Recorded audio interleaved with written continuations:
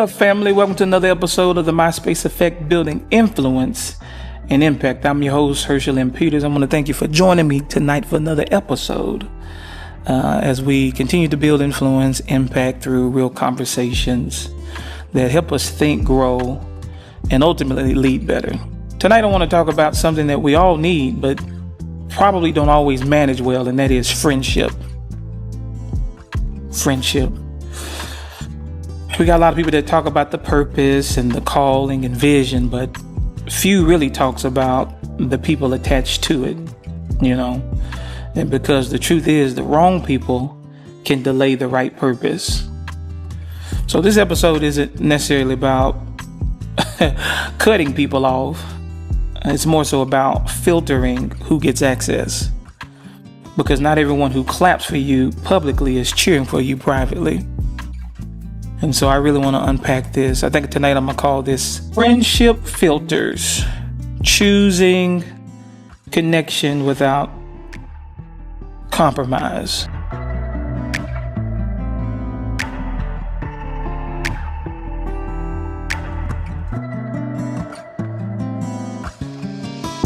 I think this is really important because I know for myself, navigating through friendships have been somewhat of a challenge. Because you got a lot of people, they say they're friends with people right now. It's really compromising their destiny and where they need to go in life as a whole. And it's a crisis right now. Because ultimately, when you look at it, there has been a post-pandemic disconnection. You look at leaders and creatives and believers, they come out of the pandemic more isolated. And many have learned how to function without real friendship. Social media, internet has helped play a huge role in that. I think conversations like these, help recenter the value of connection in a self-made solo grind society. I know I've dealt with that in many capacities. It can really hinder growth and development when you're somewhere where something as important as connection, community, and relationship, it really allows what God wants to do through people. That's why he put us here. That's why I know now friendship is a crisis in leadership. And I've seen it firsthand. Most leaders, they don't know who's safe to trust. It's either somebody is an admirer or an assignment or an agenda when it comes from a leadership standpoint. And I think talking about this right now really can help deal with some of the hidden aches that are in a lot of leaders' hearts right now pertaining to friendship. I think another aspect of why this is so important too is because when you look at the culture right now, friendship has really been redefined by followers and likes. The world is really starving right now for authenticity. I think being able to just touch on this a little bit helps deal with that emotionally and also that spiritual neglect. I want to be emotionally relatable, but also I want to deal with that spiritual neglect that comes from that's in our culture right now. I really want to just share this in a sense so that it can help people with their discernment, boundaries, and alignment in friendship. Because friendship is one of God's main tools for development and direction. It's how he shapes our character, sharpens our perspective, and provides strength in seasons of weakness. Real friends bring clarity, not confusion. They help us see ourselves, not lose ourselves.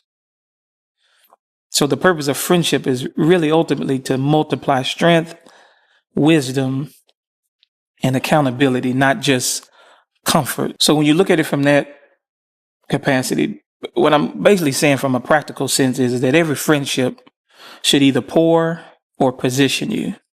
And if all your friends take, then you have nothing left to actually give. So friendship should always be mutual, not manipulative, because not everyone deserves the same level of access. There's levels to friendships.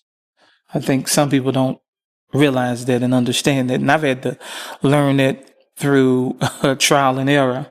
Wisdom is knowing where to place the people, not out of pride, but majority in the basis of it out of peace.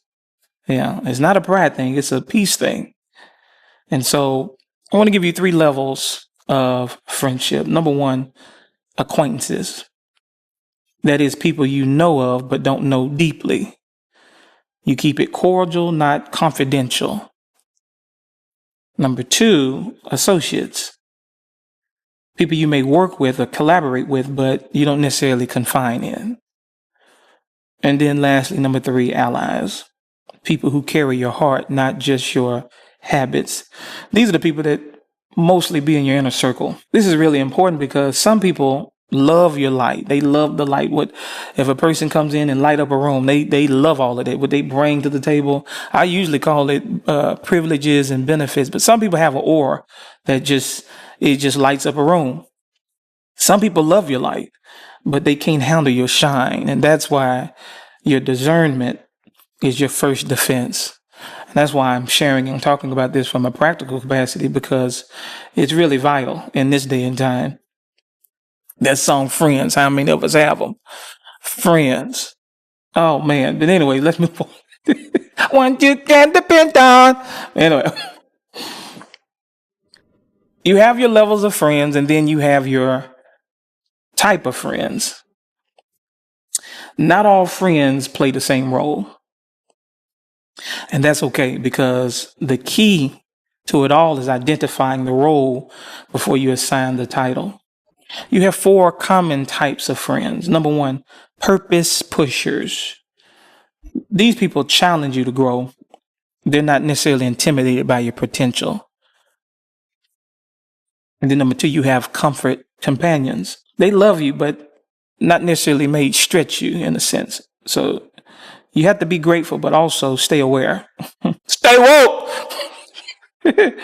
Number 4, you have seasonal supporters. They were necessary for where you were, but not necessarily where you're going. And I've experienced it. I've gone through some hard seasons where once I kind of came out of it, it's like they vanished. And it wasn't no beef. It just like, okay. Yeah, that happens. Then lastly, disguised drainers. These people, they appear loyal, but drain you of your focus, your peace, and your purpose. Now, in me sharing this and giving this, I want to make this clear that you don't necessarily have to demonize people who are no longer fit for your season. You just have to discern where they belong. See, what I'm sharing now is wisdom and discernment, even as leaders, because we have to move differently. You know, there's a way that when wisdom is utilized, it automatically causes one to move differently. Ultimately, the purpose of just sharing this, it comes down to friendship and alignment. Friendship and alignment. See, the people you walk with reveal the pace and the direction of your life. That saying comes to mind, you show me your friends and I'll show you your future.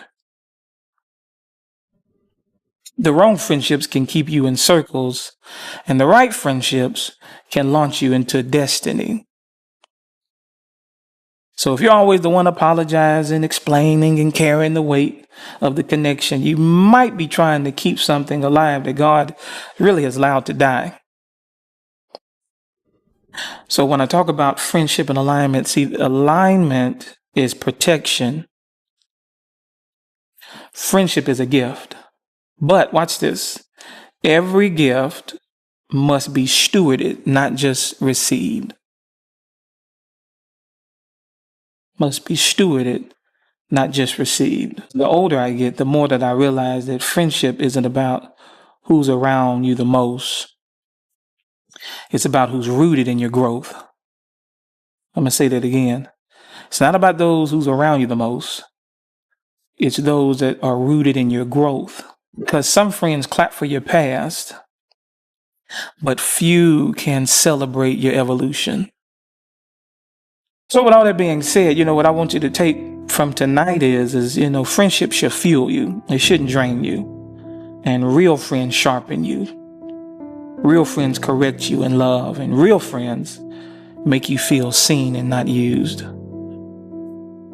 So this week, take some time and really audit your circle. Audit people that you consider friends. Ask yourself, who's in my inner circle, a circle in general that contributes to my peace, or who's constantly draining me from peace, consistently pulling on it.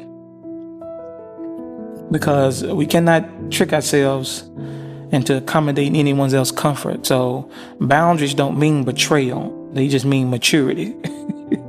Yeah, I'm coming up higher. Yeah, got to. And you're not necessarily rejecting people. You're protecting your purpose. And that's what I tell people all the time. You know, the quality of life is always predicated on the quality of the individual. If your quality of life stinks and is jacked up, you have to evaluate yourself.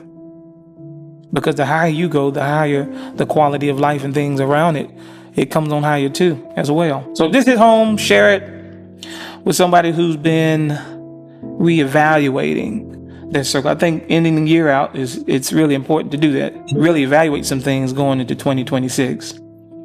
Because in this season, connection still matters. But what matters even more than connection is discernment. So all right, my time is out. I will catch you guys on the next one. And y'all take it easy. Peace.